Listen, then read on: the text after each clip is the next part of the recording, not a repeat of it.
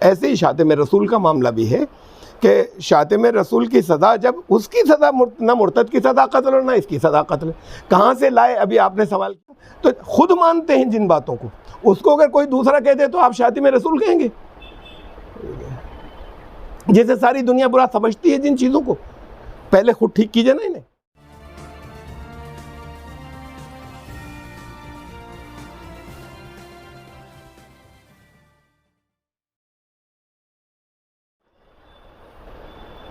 روزنامہ خبریں میں آپ کا خیر مقدم ہے، میں ہوں قاسم سید۔ ناظرین، آج کے خصوصی پروگرام میں ہمارے ساتھ ہیں ملک بیرون ملک کی معروف شخصیت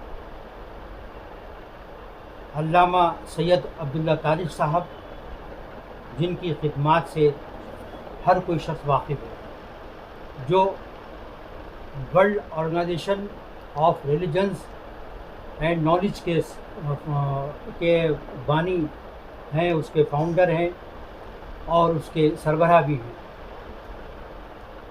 علامہ سید عبداللہ طارق صاحب، آپ کا خیر مقدم ہے۔ یہ بتائیں کہ اس وقت ملک کا جو ماحول ہے، جو نفرت بھری ہوئی ہے دلوں کے اندر، آخر یہ نفرت آئی کہاں سے، پیدا کیسی ہوئی، کون اس کا ذمہ دار ہے، اور مسلمانوں کا بھی کیا اس میں کچھ حصہ ہے؟ بالکل درست ہے کہ لیکن کردار کا جو زوال ہے وہ تو ریگولر رہا ہے۔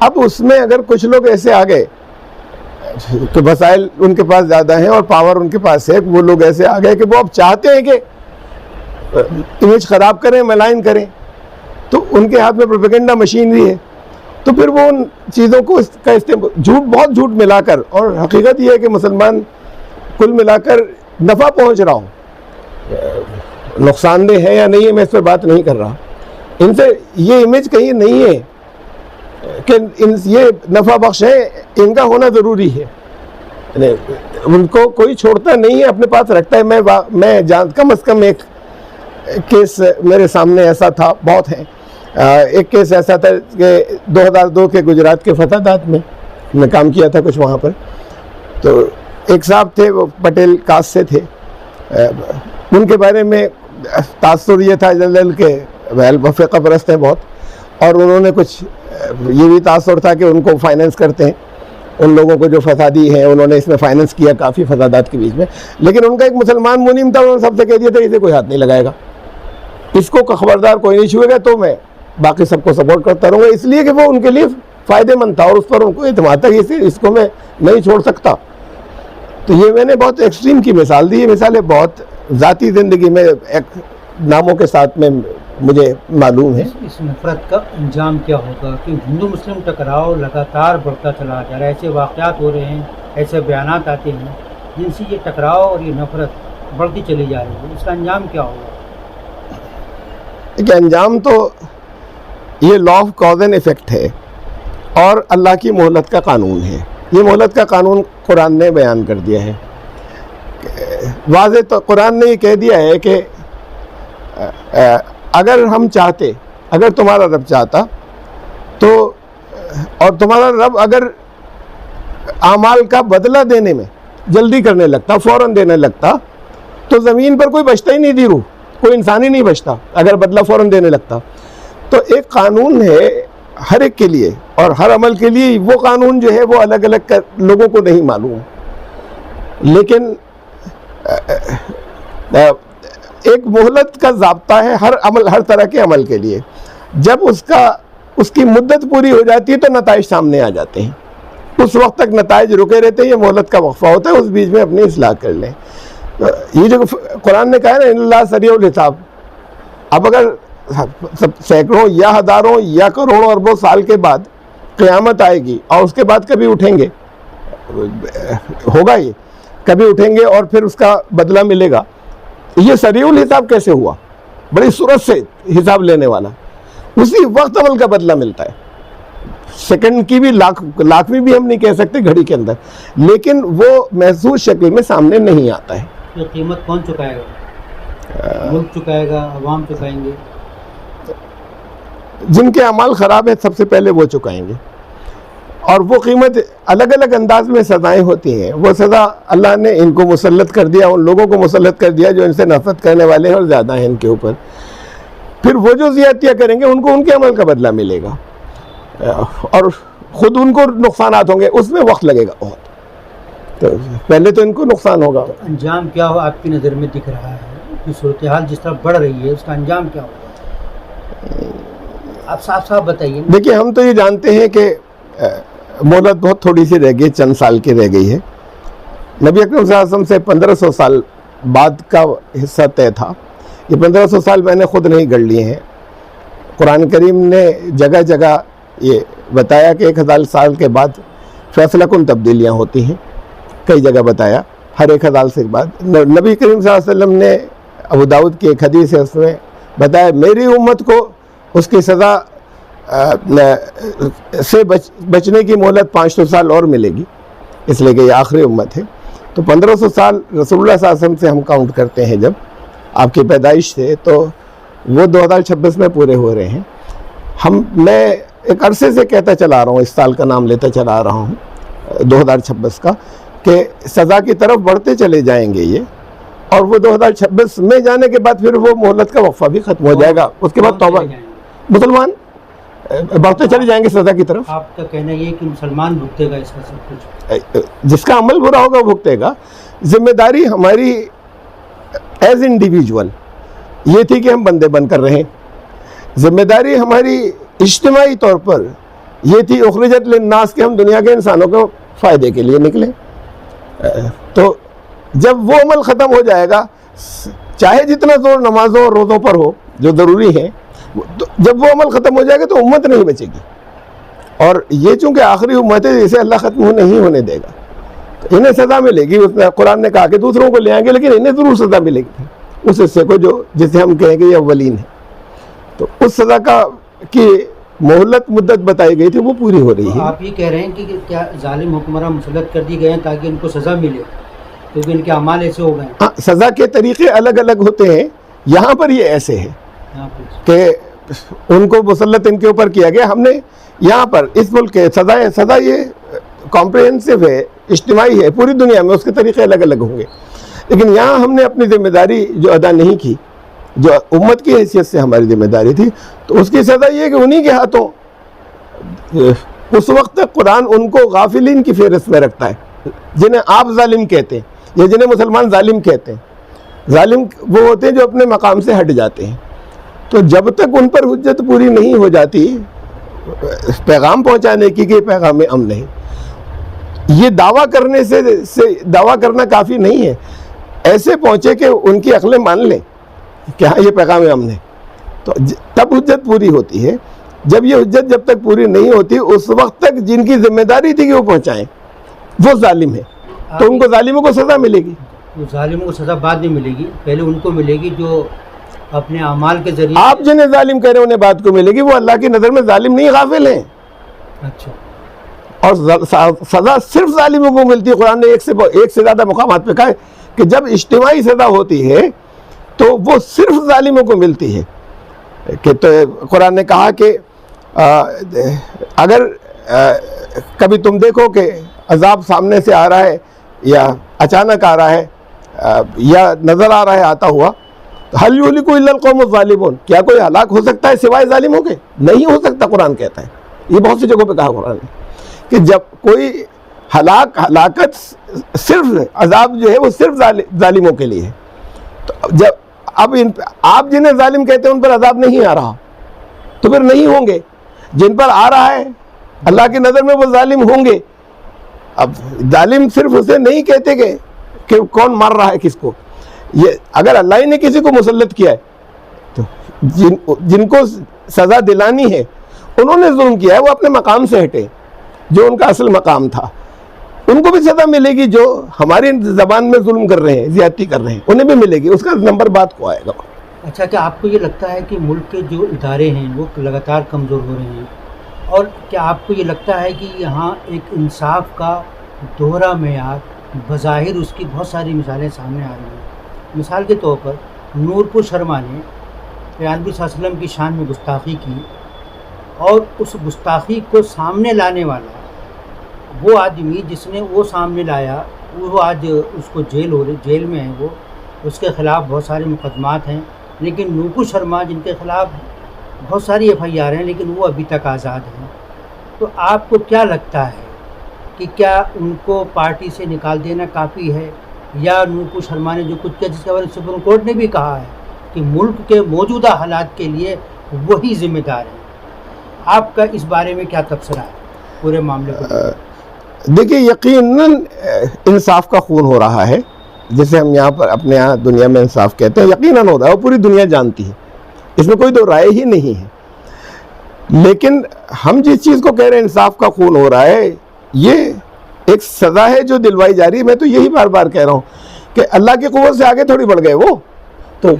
یہ اللہ کے نظام میں ایسے ہی ہے کہ تو ظالم مسلط کیے جائیں گے، وہ لوگ جسے ہم ظالم کہتے ہیں وہ مسلط کر دیے جائیں گے. تو یہ، اور وہ ظاہر ہے کہ انصاف کا خون کرتے رہیں گے. تو یہ ایک مثال تھی. اس سے زیادہ نوپور شرما نے کیا کیا؟ بہت زیادہ نہیں کیا جتنا کچھ اور بھی پہلے لوگ کرتے، اس سے پہلے لگاتار کر رہے تھے، اور اب بھی ہو رہا ہے. اور پھر وہ سیاسی بات تھی، کچھ حمایتی جو نکل آئے تھے دنیا میں دوسری جگہوں سے، دوسرے ممالک، وہ ان کی سیاسی کمپلشن تھے، پارٹی سے نکال دیا اور انہوں نے سب نے کہہ دیا ہاں وہ سزا ہو چکی، بات ختم ہو گئی. تو یہ بھی سزا کا حصہ ہے کہ تمہیں مدد نہیں پہنچ سکے گی، اور نہیں پہنچی ہے کہیں. یہ دنیا کے مختلف حصوں میں مختلف انداز میں ملنی ہے. یہاں پر یہ جس پر آپ کا دل اڑتا ہے، وہ ہم اپنے کردار کو ٹھیک کریں، اور وہ بھی اس میں وقت لگے گا اس بات کو پہنچنے میں. شروع میں تو کہیں گے کہ یہ ڈر کر رہے ہیں، لیکن اگر سب لوگ ایسے ہی ہوں یا ایک بڑی تعداد ایسی ہو، یہ خاص گروپ آئیڈینٹیفائی کیا جا سکتا ہو کہ یہ ایسا ہے، تو کہیں گے کہ یہ اچھے ہیں، باقی لوگ گڑبڑ ہیں. اور پھر زیادہ بڑی بات، زیادہ اہم بات یہ ہے، یعنی ہمارے سوچنے کی، یہ تو کرنا ہی ہے، ورنہ سزا کی طرف تو بہت تیزی کے ساتھ میں بڑھ رہے ہیں. جو کمپریہنسو سزا ہے، مکمل، یہ مکمل غلامی کا دور آ رہا ہے 40 سال کے لیے، کمپلیٹ مکمل غلامی جیسی بنی اسرائیل کی رہی ہے فرعون کے ہاتھوں، اور دنیا نہیں بولے گی، اس میں کوئی دخل اندازی نہیں کرے گا کسی جگہ. تو ہمارا اتنا سے کم عرصہ رہ گیا، اس میں کون کتنے اپنے پہچان کے ساتھ میں اپنے آپ کو سنبھلوا سکے، یا ان کی ذمہ داری ہے کہ عوام کے ان چیزوں کے اوپر جنہوں نے اتنا غور نہیں کیا، وہ اب غور کریں کہ بحیثیت امت اپنی ذمہ داری پوری کرنے میں کم از کم اب تو وہ بات بھی سننے کے لیے تیار نہیں ہے. پیغام پہنچانے کی باتیں بڑی آسان تھی، اب وہ بھی نہیں ہوتا. تو اس امیج کو سدھاریں، نفع بخش بنے. قرآن کہتا ہے وَأَمَّا مَا يَنْفَعُ النَّاسَ فَيَمْكُثُ فِي الْأَرْضِ. دنیا کے انسانوں کے لیے جو نفع بخش ہوتا ہے وہ ٹکتا ہے، وہ باقی رہتا ہے، باقی کو ہٹا دیا جاتا ہے. تو یہ ان میں سے جنہیں ہٹایا جائے گا، نفع بخش نہیں بچے، ہو جائے دوبارہ. جی آپ یہ بتائیے کہ شان رسول میں گستاخیاں ہوتی رہی، جی، تو اس حال آپ جانتے ہیں کہ بہت حساس ترین مسئلہ ہے، اس میں مسلمان کمپرومائز نہیں کرتا. جی، تو کیا کرے پھر وہ پروٹیسٹ کرتا ہے تو اس کو تو جو کچھ ہوتا ہے وہ بھی آپ کے سامنے ہے. رسول اللہ صلی اللہ علیہ وسلم نے کیا کیا تھا؟ بات یہ مسلمان کمپرومائز نہیں کر، یعنی کن کی امتی ہیں؟ ایک رسول اللہ صلی اللہ علیہ وسلم کی شان میں گستاخیاں ہوئیں، انہوں نے کیسے رسپونڈ کیا تھا؟ ان کا رد عمل کیا تھا؟ قرآن بھی گواہ ہے اور تاریخ بھی گواہ ہے. ایک یہودی قریب سے گزرا، السلام علیکم کہتا ہوا، تم پر موت آ جائے، زبان کو ذرا سا پلٹ کے بدل کے. یہ اس وقت کی بات ہے جب پاور میں تھے، طاقت انہی کے پاس تھی، اور تعداد بھی انہی کے ساتھ تھی، طاقت بھی انہی کے ساتھ تھی. صحابہ نے کہا، غصہ آیا، یا رسول اللہ اسے قتل کر دیں یا تم کھا لیں. سمپل بات کہا کہ تم وعلیکم کہہ دو، تو قتل تو کرواتے نا. شاتم رسول تھا، وہ منہ پر گالی دے کے گیا تھا اور سب نے سنا تھا واضح طور پر. یہ اس سے بڑے واقعات تھوڑی ہیں. قرآن یہ کہتا ہے کہ کیا کریں یہ بتائیں آپ. سورہ انعام میں کہا قرآن نے، سورہ نساء میں قرآن نے کہا کہ جب تم یہ دیکھو کہ دین کا مذاق اڑایا جا رہا ہے، اس مجلس سے اٹھ جاؤ. فلا تقعدوا معهم حتى يخوضوا في حديث غيري. سمپل اتنا سولوشن دیا تھا. یہ کب کہا تھا گردن مارنا؟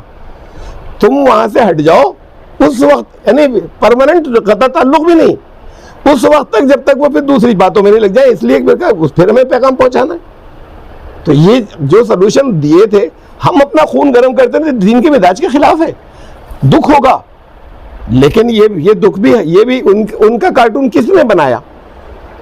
ان کے اوپر الزامات سارے جو ہیں وہ الزامات اصل میں کس نے اس کے لیے مواد فراہم کیا؟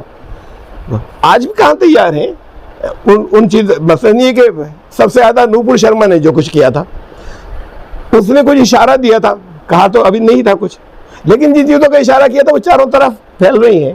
میرے پاس سوالات اب سے 20 سال اور 25 سال پہلے وہی انٹرنیٹ کے معرفت آتے تھے کہ انہوں نے 9 سال کی عمر میں کسی سے شادی کیسے کر لی۔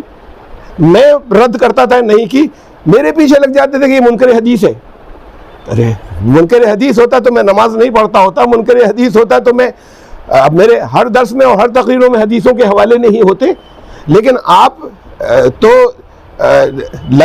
اس پر جو چیزیں صرف ایک اور ایک پریکٹیکلی کرائٹیریا رہ گیا حدیث کے صحیح ہونے کا اور غلط ہونے کا کہ اسناد کیا ہیں۔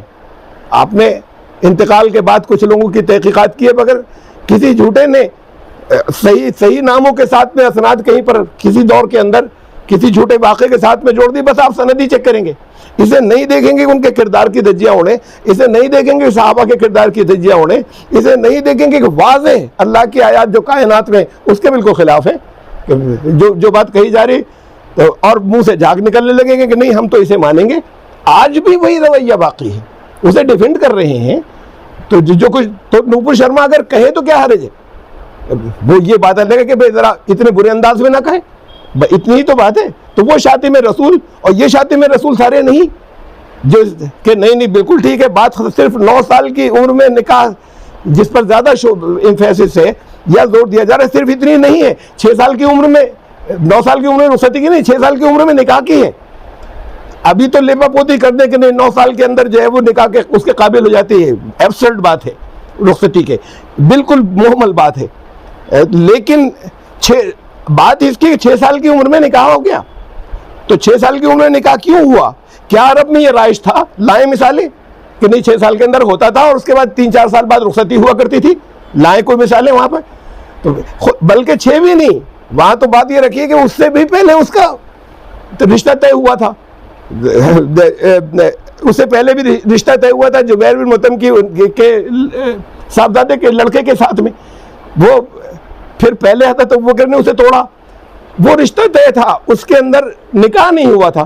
تو یہ تو مثال خود یہی موجود ہے، ہمیں بات کر لی کہ ہاں اسے کریں گے، بات ختم ہو گئی کہ جب رسول اللہ صلی اللہ علیہ وسلم کا پیغام آیا تو زبیر بن مطعم کا جو اس کے ساتھ میں جو رشتہ طے تھا، یہ تو اور 6 سال سے کچھ اور پہلے کی عمر کی بات ہے، لیکن وہ صرف بات زبانی طے ہو گئی تھی، کہیں یہ نہیں تھا کہ ابھی وہ بالغہ نہیں ہے یا بچی ہے بات کو رخصتی کر دیں گے، نکاح نہیں ہوا تھا۔ یہاں کیسے ہو گیا 6 سال کی عمر میں نکاح طے ہو جاتا، بات کو رخصتی کر دیں گے؟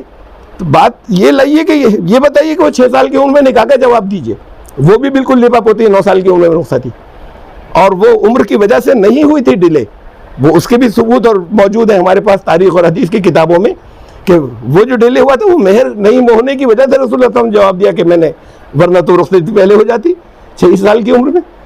تو آپ نے اپنی زبان سے تو جواب یہی دیا تھا، تو خود مانتے ہیں جن باتوں کو، اس کو اگر کوئی دوسرا کہتے تو آپ شاتم رسول کہیں گے، جیسے ساری دنیا برا سمجھتی ہے جن چیزوں کو، پہلے خود ٹھیک کیجئے نا انہیں۔ تو یہ جو آیا ہے کہ شاتم رسول کی کیا ہے سزا، سر تن سے جدا، یہ شریعت میں اس کی کیا حیثیت ہے، اور یہ نعرہ کہاں سے آیا، کیوں آیا، اور کیا اس نعرے سے بھی کیا اشتعال انگیزی نہیں ہوتی ہے؟ کیا آپ کو کیا لگتا ہے؟ اشتعال انگیزی تو ہونی چاہیے۔ میں دوسرے حصے کا جواب پہلے دے رہا ہوں۔ آپ دہائی دے رہے ہیں کہ نوپور شرما نے کچھ کہا، اس کو کوئی سزا نہیں ملی، ان کو ایکسپوز کرنے والے جیل میں، یہ انجسٹس ہے۔ تو اسے بھی تو دیکھیے کہ ان کو جو چیزیں، ایک مسلمان ہے، مسلمان اگر اپنا دھرم بدل لے اسے تو قتل کر دیا جائے، کہتے ہیں اس کی سزا موت ہے، بہت سختی سے قرآن کہتا ہے نہیں ہے۔ اور کوئی اگر غیر مسلم اسلام میں آ جائے اسے وہ اگر قتل کرنا شروع کر دے تو آپ کہتے ہیں زیادتی ہے، یہ تو بہت دور کی بات ہے۔ ان کو اگر وہ جیلوں میں بند کرنا شروع کریں, قانون ایسے بنا دے کہ نہ کنورشن نہ ہو, تو آپ کہتے ہیں یہ تو بڑی زیادتی ہے. وہ آتے رہے, یہ انصاف ہے کیا؟ اور یہاں سے کوئی جائے تو چاہے آپ مار نہ سکے لیکن سزا تو قتل ہے. تو ایسے ہی شاتم رسول کا معاملہ بھی ہے کہ شاتم رسول کی سزا, جب اس کی سزا نہ مرتد کی سزا قتل اور نہ اس کی سزا قتل, کہاں سے لائے؟ ابھی آپ نے سوال کیا تھا کیسے ہو گیا. کل 10 روایات آتی ہیں, 10 جن کے حوالے یہ دے سکیں آج تک, قرآن میں تو کہیں نہیں ہے. اس کے خلاف ہے. اتنا سمپل سلوشن دیا تھا, گٹ جاؤ وہاں سے, ان لوگوں کے ساتھ مت بیٹھو جو ایسی باتیں کریں. یہ تھا ایک پیسفل قوم کا, امن کا پیغام دینے والی قوم کا انداز جو قرآن نے سکھایا تھا. 10 روایتیں, 10 واقعات آتے ہیں. ان 10 واقعات میں ایک جو ہے وہ ابو رافع کا ہے, اور ایک واقعہ میرے ذہن سے نام سلپ ہو گیا, بہت مشہور, کہ جن کو رسول اللہ صلی اللہ علیہ وسلم نے کہا تھا کہ انہیں قتل کر دیا جائے. ان 2 کا جرم یہ نہیں تھا کہ وہ شاتم رسول تھے, وہ اسٹیٹ کے باغی تھے. وہ مدینے کے یہودیوں اور مکے کے جو مشرکین تھے, جو دشمن تھے, اور کچھ اور قبائل تھے, انہیں اکٹھا کر رہے تھے, وہ یکجا کر رہے تھے. مدینے کے یہودیوں کے ساتھ معاہدے تھے, انہیں بغاوت کے اوپر اکسا رہے تھے. کعب بن اشرف اور ابو رافع, ان 2 کے بارے میں حکم دیا تھا. تو ان کا جرم یہ تھا, ان کا جرم شاتم رسول ہونا نہیں تھا, جس کی وجہ سے ان کو کہا گیا تھا کہ انہیں قتل کر دیا جائے. باقی 8 کے 8 جو واقعات ہیں ان کے راوی بہت مخدوش ہیں, تحقیق پوری ہے اس کی, ان کا حوالہ دیا کرتے ہیں, جس میں کہ رسول اللہ صلی اللہ علیہ وسلم نے حکم نہیں دیا, بلکہ کسی نے کسی کو قتل کر دیا اور رسول اللہ صلی اللہ علیہ وسلم نے اسے سزا نہیں دیے تھے, آپ نے حکم نہیں دیا.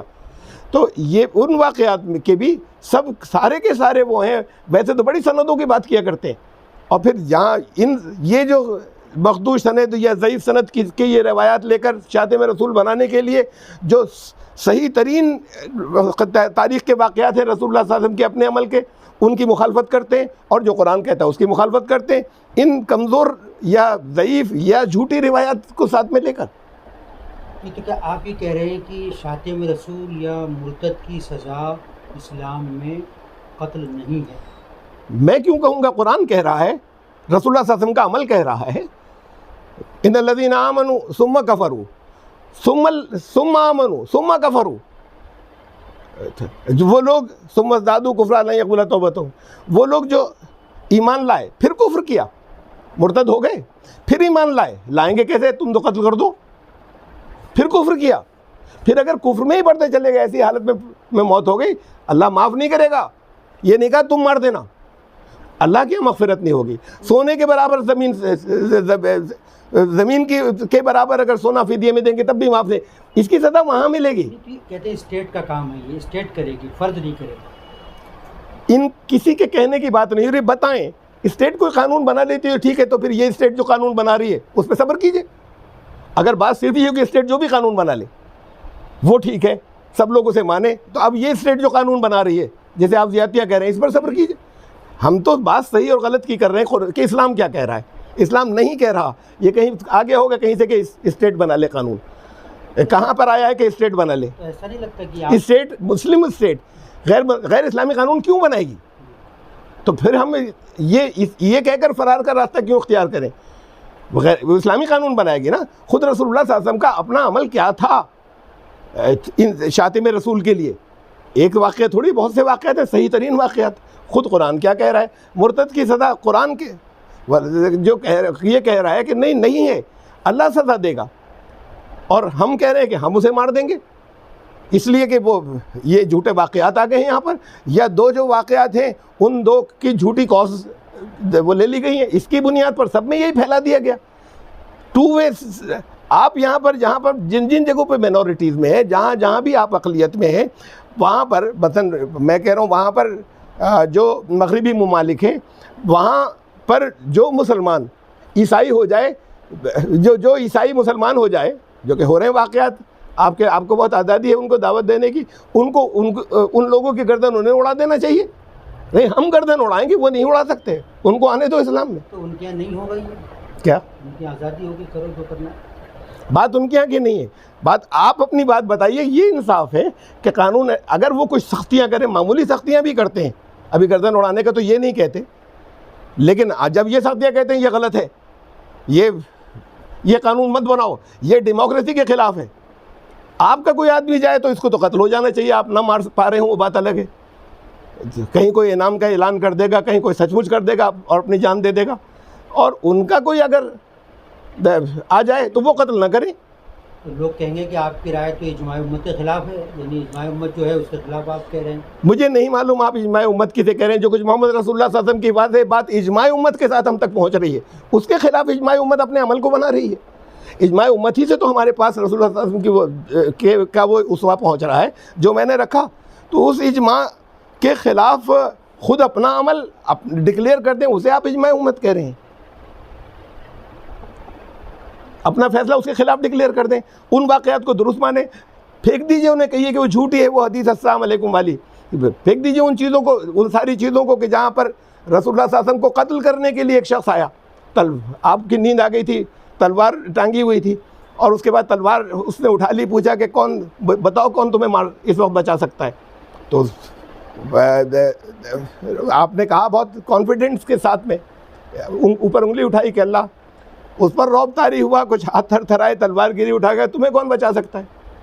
تو اس شخص کو بہرحال اس نے کہا کہ آپ بچا سکتے ہیں، اس نے چھوڑ دیا، پھر صحابہ کو آواز دی جو تھوڑے فاصلے پہ تھے، وہ آئے، ہمارے پاس جو تاریخ میں موجود ہے کہ اس کو چھوڑ دیا، اس نے جا کر اپنے لوگوں میں کہا کہ میں نے اس سے بہتر شخص آج تک زندگی میں میں نے نہیں پایا، اس کو جانے دیا، تو وہ جو قتل کرنے کے لیے آیا تھا، کسے شاتم رسول کہتے ہیں؟ جو قاتل تھا وہ قتل کرنے آیا تھا، تلوار اٹھا چکا تھا، جب بازی پلٹ گئی اس نے پوچھا کہ کیا تم اس کی گواہی دے سکتے ہو کہ میں اللہ کے سوا کوئی الہ نہیں اور میں اللہ کا رسول ہوں؟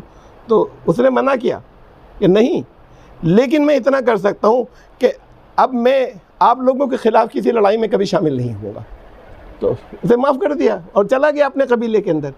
تو یہ کیا جھوٹا واقعہ ہے؟ کہیں جھوٹا ہے، جو آپ کی بخاری کے اندر ہے، آپ کے مسلم کے اندر ہے، ہماری بخاری ہماری مسلم کے اندر ہے، میں آپ کی سے کوئی یہ سمجھے کہ میں ان کی چیزوں کو غلط کہتا ہوں، تو بات یہ ہے کہ ان واقعات کو آپ کہاں لے جائیں گے، اور وہ جو ہر بات میں ضعیف اور جھوٹ اور یہ اور فلاں راوی ایسا کرتے ہیں، اور جو سچ مچ ضعیف ترین ہے، اس سے آپ ان صحیح واقعات کو کینسل کر رہے ہیں، اس کو اجماع بتا رہے ہیں آپ۔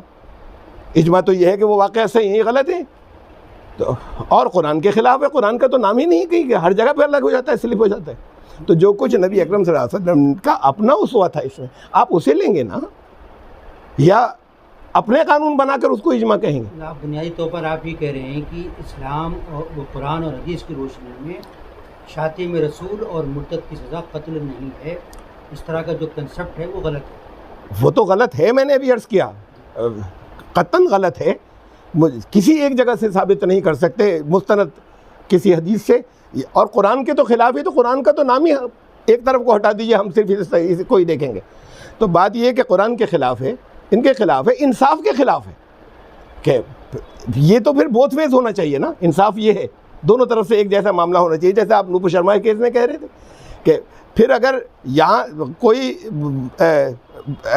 اسلام قبول کر کے کوئی آئے تو ان کو حق ہونا چاہیے کہ وہ گردن اڑا دیں، تب تو آپ کو بھی حق ہو سکتا ہے، انصاف یہ ہے، تو اس کے خلاف ہے۔ قرآن یہ کہتا ہے کہ اگر تمہارا رب چاہتا وَلَوْ شَاءَ رَبُّكَ لَآمَنَ مَنْ فِي الْأَرْضِ كُلُّهُمْ جَمِيعًا، تو سب کو ایمان والا بنا کر خود وہی نہیں پیدا کر سکتا تھا؟ أَفَأَنْتَ تُكْرِهُ النَّاسَ حَتَّىٰ يَكُونُوا مُؤْمِنِينَ، ہم رسول تم سے زبردستی کرائیں گے کہ سب ایمان لے آئیں؟ تو اللہ نے اس معاملے میں انٹرفیئر نہیں کیا ہے، اس چیزوں کا حساب وہاں پر ہوگا، دنیا میں صرف ان چیزوں کی سزائیں ہوتی ہیں جس کا اثر معاشرے اور جس سے معاشرے اور سماج میں لوگوں کو نقصانات پہنچتے ہیں، صرف ان کی سزائیں رکھی گئی ہیں، باقی سزائیں اللہ دے گا، اور اس کی آزادی کی ساری بات ہی ختم ہو گئی اگر کوئی اپنا دین نہ بدل سکے، تو پھر یہ اس کا حساب اللہ لے گا۔ تو کیا اس پلورل سوسائٹی میں مسلمانوں کو کمپرومائزنگ والا اپنا رویہ رکھنا چاہیے؟ یہ میں نے کب کہا کمپرومائزنگ؟ بالکل نہیں، بات تو یہ کہ میں یہ کہہ رہا ہوں کہ جو دین نے سچ مچ کہا ہے، اب ہمیشہ سے تو یہی کہتا رہے وہ صحیح تھا، آج مان لیں شاید یہ نہ روک رہی ہو، ورنہ ثبوت موجود ہے، ان سے ڈیبیٹ جانے دیجئے بات کو، اور میں ڈیبیٹ نہیں کرتا، آئیے بیٹھیں چند لوگوں کے بیچ میں سوال جواب ہو جائے کہاں سے صحیح ہو، جو آپ کا ایٹیچیوڈ ہے جو آپ نے رکھا ہے پہلے یہ اعلان کیجئے کہ نہیں وہ غلط تھا، ورنہ لوگ نہیں مانیں گے. ہم آج تک جو کہتے رہے وہ غلط تھا. پہلے تو توبہ خود کریں اور اس کے بعد صحیح بات رکھیں کہ یہ تھا. اب آپ کو صحیح عمل یہ تھا، وہ غلط ہے. جو بھی لوگ کہتے رہے چاہے وہ غلطی ان کے اسلاف کے نام کے اوپر جاتی ہو، ہم ان کی عزت کرتے ہیں، آپ ان کی عزت کیجئے، لیکن کہیے کہ یہ بات غلط آ گئی وہاں سے اوپر سے ہم سے.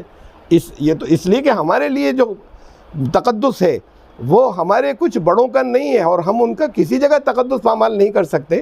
ان کی عزت کرتے ہیں، انسان تھے، کچھ چیزیں انہوں نے غلط سمجھی ہم تک پہنچ گئیں، لیکن ہمارے لیے تقدس قرآن اور رسول اللہ صلی اللہ علیہ وسلم کی باتیں جو صحیح باتیں ہم تک پہنچی اس کا پہلے نمبر پر ہے. تو میں یہ کہہ رہا ہوں کہ اسے ٹھیک کیجئے، اس ایٹیچیوڈ کو ٹھیک کیجئے. اور اس سے اور آگے کی بات ہے، یہ تو ایک ایشو تھا، اصل بات یہ کہ اپنی پرائرٹیز ٹھیک کیجئے، ورنہ بہت ایشو ہیں ابھی اور آتے رہیں گے. ابھی یہ اس وقت گرم یہ زیادہ ہے. اپنی ترجیحات ٹھیک کیجئے. نمبر 1 پہ قرآن، نمبر 2 پر سنت رسول صلی اللہ علیہ وسلم، نمبر 3 پر تفقہ. ہماری پرائرٹی ترجیحات یہ ہیں، یہی ترجیحات قرآن نے بتائی تھیں، یہی ترجیحات رسول اللہ صلی اللہ علیہ وسلم نے بتائی تھیں. ہماری ترجیحات پریکٹیکلی ہیں. نمبر 1 پر فقہ، نمبر 2 پہ فقہ، نمبر 3 پر فقہ. یہ تو ایک عظیم تعداد کے لیے. پھر ایک حصہ اس سے کافی کم تعداد کے اندر ہے جو پریکٹیکلی یہ کہتا ہے، زبان سے نہ کہے. نمبر 1 پر حدیث کی کتابیں جو ہم تک پہنچی ہیں، نمبر 2 پر وہی، اور نمبر 3 پائیدان پہ بھی وہی. اگر کسی جگہ قرآن کی واضح محکم آیت سے بھی ٹکراتی ہے تو اس آیت کو ہم کینسل مانیں گے، اسے ہم کینسل کر دیں گے. اس سے جس کی تحقیقات آج تک کرتے چلے آئے کیا صحیح ہے، اس میں کیا غلط ہے. اور نمبر 3 پر اس بچائے کو رکھتے ہیں کہ اسے پڑھ لیجئے اور ذرا سا تجوید کے ساتھ پڑھیے، پھر قرأت کے مقابلے بھی ہو، تو اسے رکھتے ہیں نمبر 3 پر. جب تک یہ پرائرٹیز آپ یہ ترجیحات ٹھیک نہیں کریں گے، آپ صحیح مسائل، صحیح دین نہیں پریزنٹ کر سکیں گے لوگوں کے سامنے. خود اپنے یہاں جھگڑا کرتے رہیں گے ان چیزوں کے اوپر جس کا وہ مذاق اڑاتے ہیں. تو وہ مذاق کن چیزوں کا اڑاتے ہیں؟ کہ یہ کارٹون ہم نے بنائے ہیں اور ہم کہتے ہیں کہ وہ کارٹون بنا دیا اس نے رسول اللہ صلی اللہ علیہ وسلم کا. تو امیج تو ہم ٹھیک کریں. تو یہ علمی طور پر بھی ٹھیک کریں، عملی طور پر ہم دنیا کے انسانوں کے لیے نفع بخش ہوں، ان کو ہم سے نفع پہنچے. یہ کمپرومائز ہے کیا؟ یہ کمپرومائز ہے کہ پہلے نمبر پر قرآن رکھیں، دوسرے نمبر پر سنت رسول کو، تیسرے نمبر پر غور و فکر کو، تفقہ کو. اسے کمپرومائز کہتے ہیں؟ یہ دین کا اصول ہے. اسے کمپرومائز کہتے ہیں کہ ہم دنیا کے لیے نفع بخش ہوں؟ یا قرآن کا حکم ہے اور وہ کہتا ہے کہ ہٹ جاؤ گے یہاں سے، فنا کر دیے جاؤ گے.